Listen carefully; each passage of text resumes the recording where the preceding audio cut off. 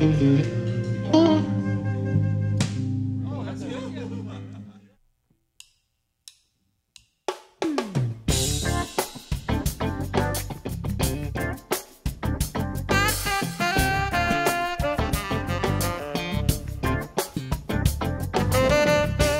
new release, In the Zone, is really an extension of something that I started back at my last release, Rocksteady.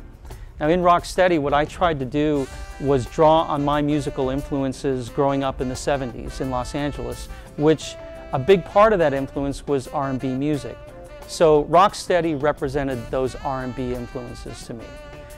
In the Zone takes it one more step further, which is basically my influences in instrumental music. So again, the same time period, the 70s and the 80s, but this time the influences are instrumental. David Sanborn, Grover Washington, Bob James, and those influences meant as much to me, obviously, as my R&B influences.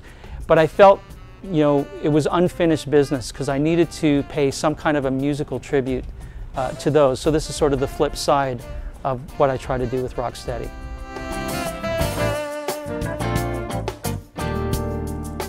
After doing this for, you know, a long time, it never gets old for me. But sometimes when you're in the recording studio, it can be an arduous process.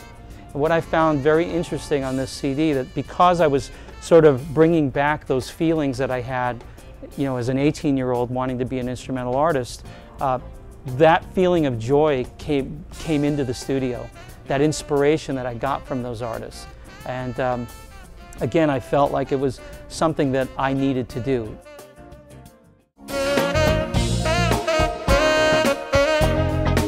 Boomtown musically is quite different than the other songs on the CD. They still represent a period for me back in the late 70s and early 80s. And back in that time it was common, like Ronnie Laws, Bob James, Herb Alpert, for instrumental songs to make it onto pop radio.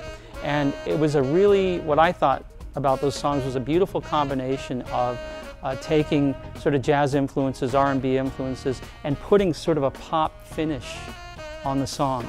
And Boomtown is kind of that sort of approach.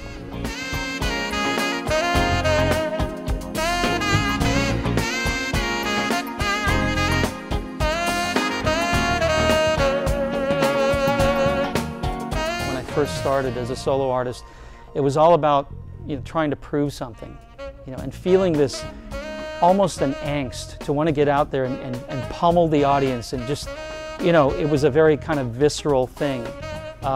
What I found in the last few years, I still have that enthusiasm when I get on stage, and it's still a very kind of as much a physical performance as it is a musical performance, but sort of this feeling that you're sort of right where you want to be, you know, and everything's just sort of working, and sort of the combination of all the elements, the band, where I'm at, you know, musically in my head, emotionally, my personal life, is all kind of clicking, and that's where In the Zone comes from.